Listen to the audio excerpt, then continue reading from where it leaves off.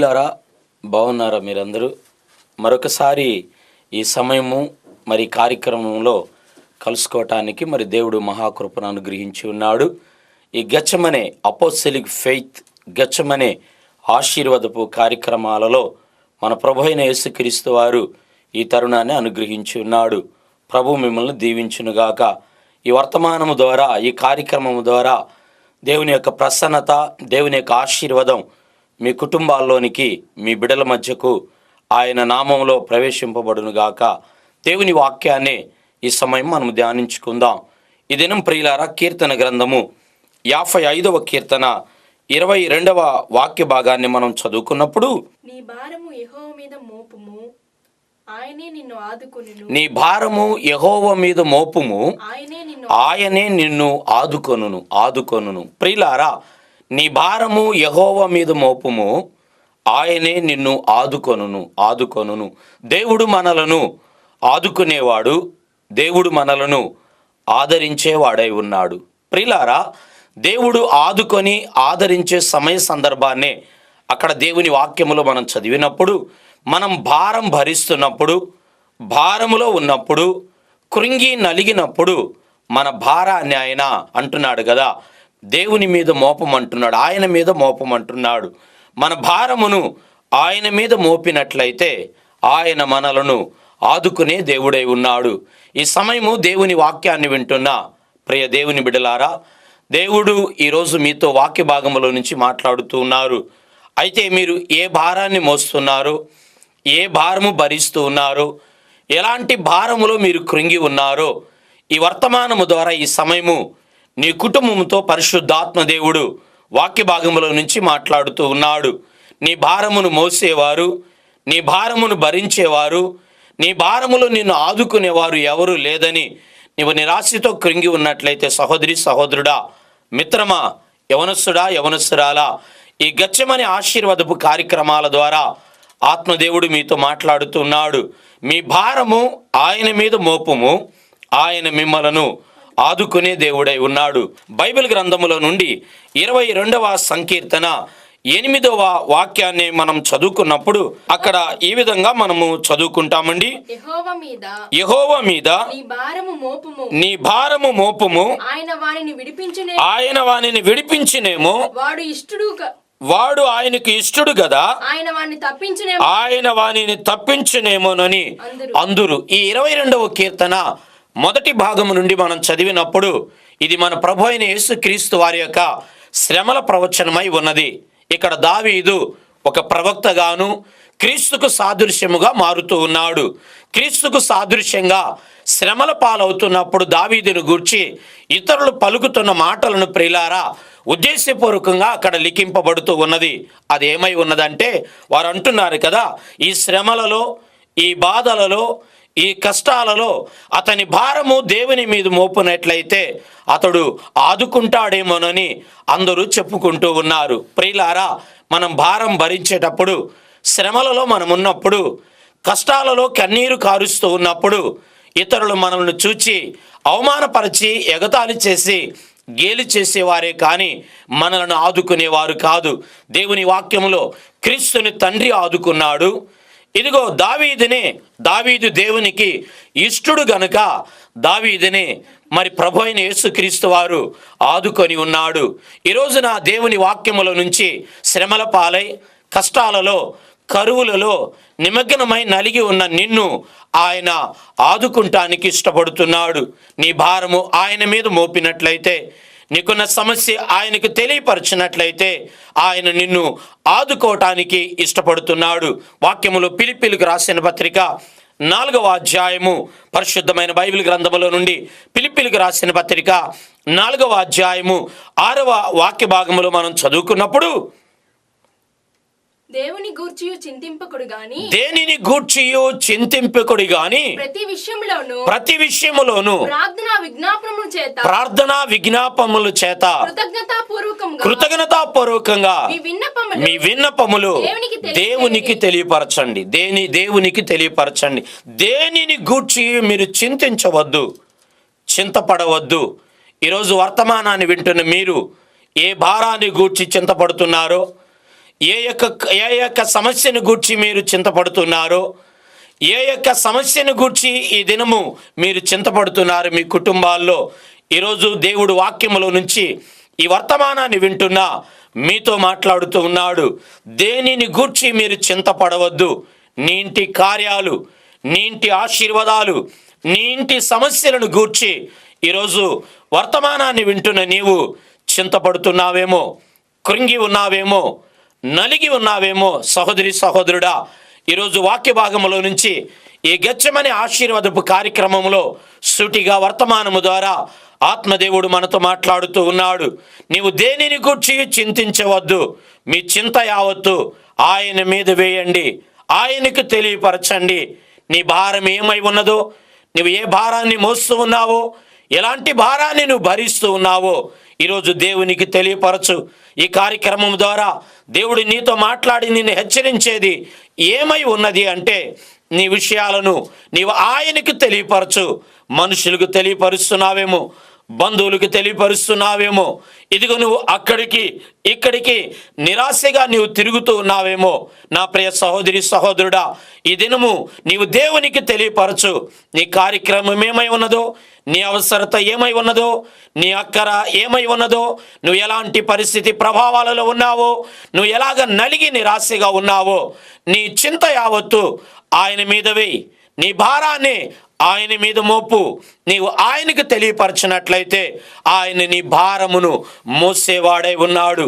నీ భారమును ఆయన భరించే దేవుడై ఉన్నాడు. ప్రియులారా, ఈరోజు దేవుని వాక్యములో నుంచి చక్కగా ఆయన నీలో ఉన్న భారాన్ని గూర్చి ఈ కార్యక్రమం ద్వారా మాట్లాడుతూ ఉన్నాడు. ఈ రోజున ఎలాంటి భారాన్ని భరిస్తూ, ఎలాంటి భారమును మోస్తూ, ఎలాంటి భారముతో నువ్వు నలిగిపోతున్నావో నా ప్రియ సహోదరి సహోదరుడా, దేవుడు నీ భారమును ఆయన భరించి ఆయన నిన్ను ఆదుకోబోతున్నాడు. ఏదో భారాన్ని మోస్తున్నావు, ఏదో భారము నీకు చాలా బరువుగా ఉన్నది, ఏదో భారము నిన్ను కృంగతీస్తూ ఉన్నది. ఈరోజు నీ భారమును ఆయన భరించి ఆయన నీ శ్రమలో, నీ సమస్యలలో విడుదలను కలుగు చేయబోతున్నాడు. ఈరోజు దేవుని వాక్యములో నుండి ప్రియులారా, మన దేవుడు మన భారమును భరించువాడు. మన దేవుడు మన భారములను ఆయన భరించి మనకు విడుదల ఇచ్చేవాడే ఉన్నాడు. చూద్దాం దేవుని వాక్యములో నుండి మీ కుటుంబాలలో మరి ఎలాంటి భారముతో ఉన్నారో, దేవుడు ఎలాంటి భారాన్ని మీకు తీర్చనై ఉన్నాడో దేవుని వాక్యములోనికి వద్దాం. పరిశుద్ధమైన బైబిల్ గ్రంథములో పరిశీలించుకొని మన వివాదాలు తీర్చుకుందాం.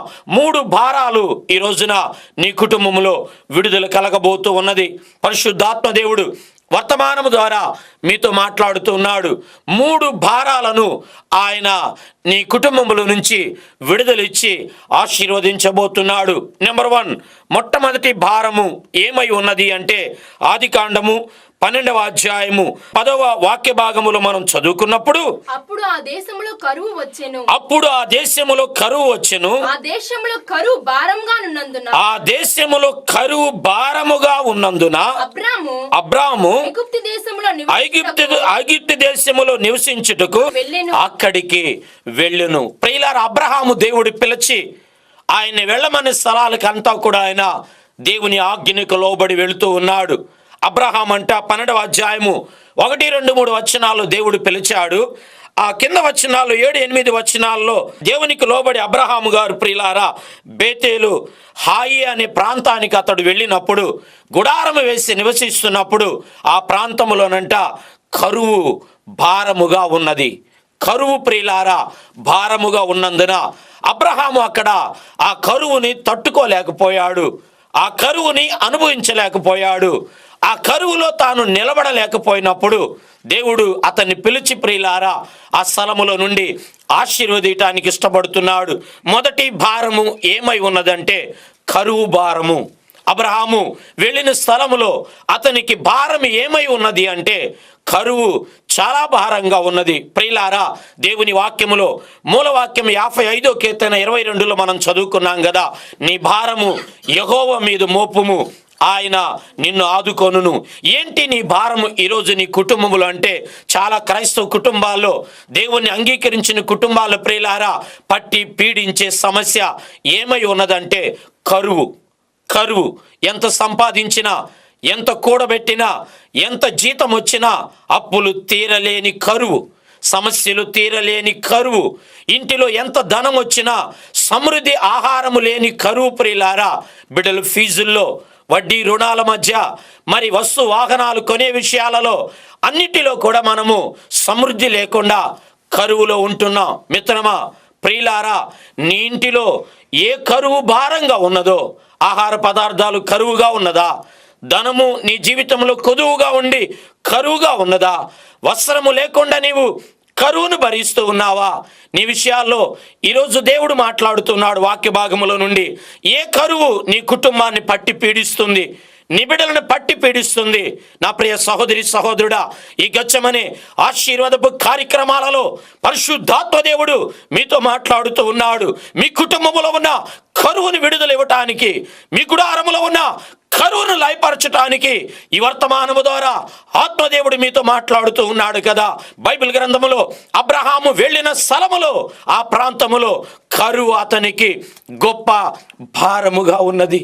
మిత్రమా, ప్రియులారా, ఏ భారాన్ని నువ్వు భరిస్తున్నావు? ఇలాంటి కరువు నిన్ను కృంగదీస్తూ ఉన్నది. లేమిలో దారిద్రతను ఇదిగో నీ జీవితంలో అనుభవిస్తూ నలిగి ఉన్నావేమో. ఈరోజు దేవుడు మాట్లాడుతున్నాడు. ఆయన నీ భారమును ఆయన మీద మోపుము. మొదటి భారం ఏమై ఉన్నదంటే అది కరువు భారము. కరువు భారము. ఈరోజు ఈ వర్తమానము ద్వారా, ఈ టీవీ కార్యక్రమము ద్వారా నీ ఇంటిలో ఏదో కరువు ఉన్నది. ఆ కరువు విడుదల కలగబోతుంది. నీ ఇంటిలో ఏదో కరువు నిన్ను కృంగదీసి నాశనము చేస్తూ ఉన్నది. ఆ కరువు యేసు నామములో, శక్తి కలిగిన నామములో, పరిశుద్ధాత్మ నామములో విడుదలను ఆత్మదేవుడు అనుగ్రహించినై ఉన్నాడు. దేవుని వాక్యములో మనం చదువుకున్నప్పుడు కీర్తన గ్రంథము 33వ కీర్తన 18వ వాక్య భాగాన్ని మనం చదువుకున్నప్పుడు, ప్రియులారా, వారి ప్రాణమును మరణము నుండి తప్పించుటకును కరువులో వారిని సజీవులో కాపాడుటకును. Praise the Lord. ఆమేన్, హల్లెలూయా, ఆమేన్, హల్లెలూయా. ప్రియులారా, దేవుని వాక్యములో వారి ప్రాణమును, వారి శరీరమును కరువులో నుండి కాపాడుటకు ఇదిగో నీవు నీ ఇంటిలో కరువు భారం ఉన్నది. నీ ఇంటిలో ఉన్న కరువు భారములో నీ ప్రాణము కృంగిపోతుంది. నువ్వు నలిగిపోతూ ఉన్నావు. దేవుడు నిన్ను కాపాడబోతున్నాడు. దేవుడు నీకు విడుదల ఇవ్వబోతున్నాడు. పరిశుద్ధాత్మ దేవుడు నిన్ను అభిషేకించినై ఉన్నాడు. దేవుని వాక్యములో చదువుతున్నాం, నీ భారమును ఆయన మీద మోపినట్లయితే, వాక్య భాగములో పరిశుద్ధాత్మ దేవుడు ఇదిను మనందరితో మాట్లాడి ముచ్చటించి ఆశీర్వదిస్తున్నాడు. ప్రియులారా, మన శరీరములను, మన ప్రాణములను ఆయన కరువు కాలములు కాపాడి మనలను ఆయన నడిపించే దేవుడై ఉన్నాడు. బైబిల్లో కీర్తన గ్రంథము 37వ కీర్తనలోనికి వచ్చినప్పుడు 19వ వచనాన్ని మనం చదువుకున్నప్పుడు, ప్రియులారా, ఆపత్కాలమునందు వారు సిగ్గునందరు, కరువు దినములలో వారు తృప్తి పొందెదరు. నీ ఇంటిలో కరువు భారంగా ఉన్నది, నువ్వు భరించలేని పరిస్థితిలో ఉన్నది. జీతం తెస్తున్నావు కానీ అది మిగలటం లేదు. నీకు రాబడి వస్తుంది కానీ అది నీ ఇంటిలో, ప్రియులారా, స్థానము లేకుండా వెళ్ళిపోతూ ఉంది. అన్ని విషయాలలో ఇదిగో నువ్వు కొదువుతో, లేమితో, కరువుతో ఉన్నావు. వాక్యములు అంటున్నాడు, ఆపత్కాలమున వారు సిగ్గునందరు. బైబిల్ చెప్తుంది. ప్రియులారా, దేవుని వాక్యములో మనం చదువుకుంటూ ఉన్నాము కదా, నువ్వు ఎలాంటి కరువులో ఉన్నావో దేవుడు నిన్ను సిగ్గుపరచడు. ఇప్పటి వరకు సిగ్గుపరచబడ్డావు. కరువులో, లేమిలో, నలిగి నిరాశగా నీవు సిగ్గుపరచబడి, అవమానపరచబడి, కార్యాలు, ఆశీర్వాదాలు లేకుండా తల వంచుకున్నావు. దేవుడు అంటున్నాడు వాక్య భాగముల నుండి 37:19 కీర్తన గ్రంథములు అంటున్నాడు, ప్రియులారా, నీవు సిగ్గునందవు. నీ ఇంటిలో కరువు లేకుండా కరువు భారముల నుండి ఆయన విడుదలను కలుగు చేసేవాడు.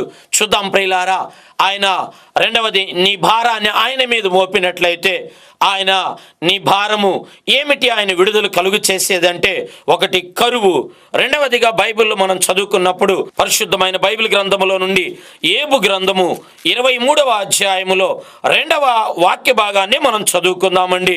23వ ఏబు గ్రంథములో, ప్రియులారా, పరిశుద్ధమైన బైబిల్ గ్రంథములో రెండవ వాక్య భాగాన్ని మనం చదువుకుందామండి. నేటి వరకు ఆ. నేను మొరలడిచు తిరుగుబాటు చేయుచున్నాను.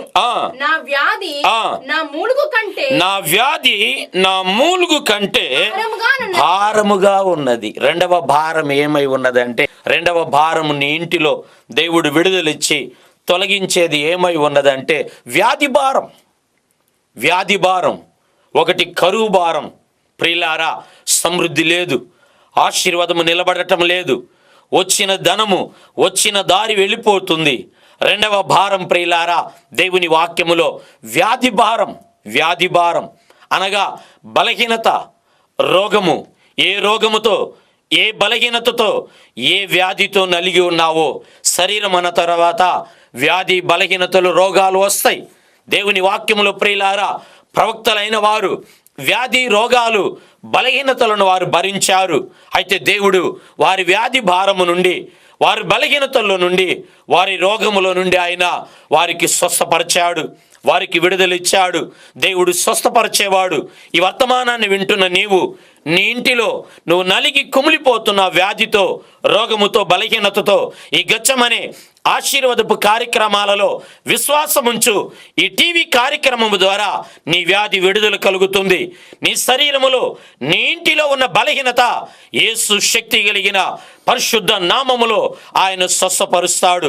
నీ విశ్వాసం ఉంచినట్లయితే నయమాను దైవ సేవకుడు చెప్పిన ఆజ్ఞకు లోబడి ప్రియులారా విశ్వాసం ఉంచినప్పుడు అతనికి స్వస్థత కలిగింది. దేవుని వాక్యములో ఆయన ఎక్కడ వాడినా కానీ కొత్త నిబంధనలో నీ విశ్వాసము నిన్ను స్వస్థపరచను. ఇదిగో కుమారి, నీవు సమాధానముతో వెళ్ళని ఆయన పలికాడు. ప్రియులారా, నీలో విశ్వాసం ఉంటే, నీలో ప్రార్థన ఉంటే, నీలో పట్టుదల ఉంటే ఆయన నామములో స్వస్థతలు కలుగుతాయి.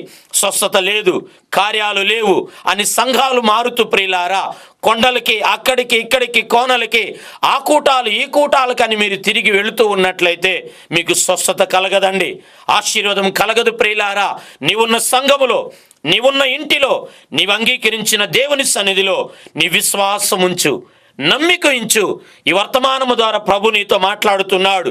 ఏదో వ్యాధి, ఏదో రోగము, ఏదో బలహీనత నిన్ను కృంగదీస్తూ ఉన్నది.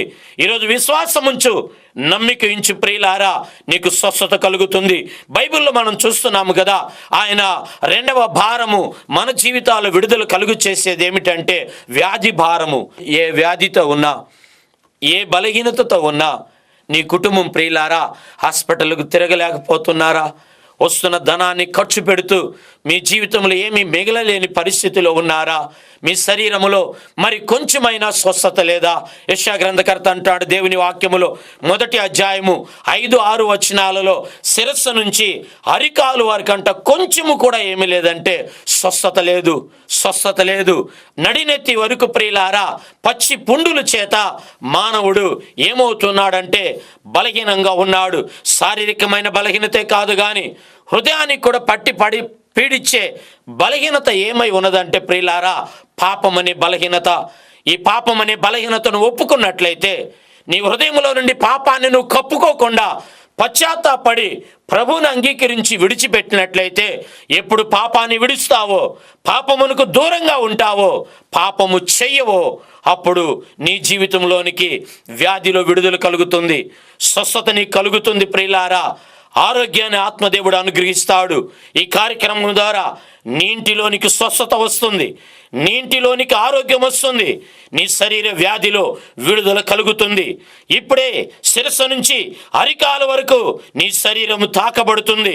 నరాలు, కీళ్ళు, ఎముకలను ఆయన వాక్యము ద్వారా ఆయన ముట్టబోతున్నాడు. దానికి ఆధారంగా మనం చూచినప్పుడు దేవుని వాక్యములో, బైబిల్ గ్రంథములో మత్తయి సువార్త 4వ అధ్యాయము 28వ వాక్య భాగములో ఇలాగా వ్రాయబడి ఉన్నదండి. యేసు వారి సమాజ మందిరములలో బోధించుచు దేవుని రాజ్యమును గూర్చిన సువార్తను ప్రకటించుచు ప్రజలలోని ప్రతి వ్యాధిని రోగములను స్వస్థపరచుచు. ఆయన వెంటనే రోగాలు స్వస్థపరచలేదు, వెంటనే వ్యాధికి విడుదల కలిగిలేదు. ముందు ఆయన రాజ్య సువార్తను ప్రకటించాడు. సువార్తను నమ్ము, దేవుని వాక్యం హృదయంలో చేర్చుకో. వాక్యము నిన్ను బలపరుస్తుంది, వాక్యము నిన్ను స్వస్థపరుస్తుంది. స్వస్థతలు ఉన్నాయండి ప్రియులారా. దేవుడు స్వస్థత కార్యాలు చేస్తాడు, దేవుడు లేవనెత్తుతాడు. ఎప్పుడంటే ఇదిగో నీ హృదయంలో ఉన్న పాపమును నువ్వు ఒప్పుకున్నట్లయితే. అక్కడ ముందు ఆయన రాజ్య సువార్తను ప్రకటించాడు. ఆ తర్వాత సువార్తను అంగీకరించిన వారి జీవితాలలో ప్రతి విధమైన వ్యాధిలో నుండి ఆయన ఏమనుగ్రహించాడంటే ఆయన స్వస్థతను కలుగు చేశాడు. ఈరోజు ఏ వ్యాధితో బాధపడుతున్నావో, ఏ బలహీనతతో కృంగి ఉన్నావో, ఆత్మదేవుడు నీ వ్యాధి బలహీనతలను ఆయన తాకి స్వస్థపరచబోతున్నాడు, విడుదల అనుగ్రహించబోతుంది. ఈ కార్యక్రమాన్ని ముగియటానికి ముందు నువ్వు విశ్వాసం ఉంచు. ఇదే కార్యక్రమము ద్వారా, ఈ టీవీ వాక్యము ద్వారా గెచ్చమనే ఆశీర్వాదపు కార్యక్రమాల్లో ప్రియులారా నీ ఇంటిలోనికి ఇదిగో నీ కరువు భారం తీరుతుంది. ఒకటి. రెండవది నీ వ్యాధి భారములు ఆయన విడుదలను కలుగు చేయబోతున్నాడు.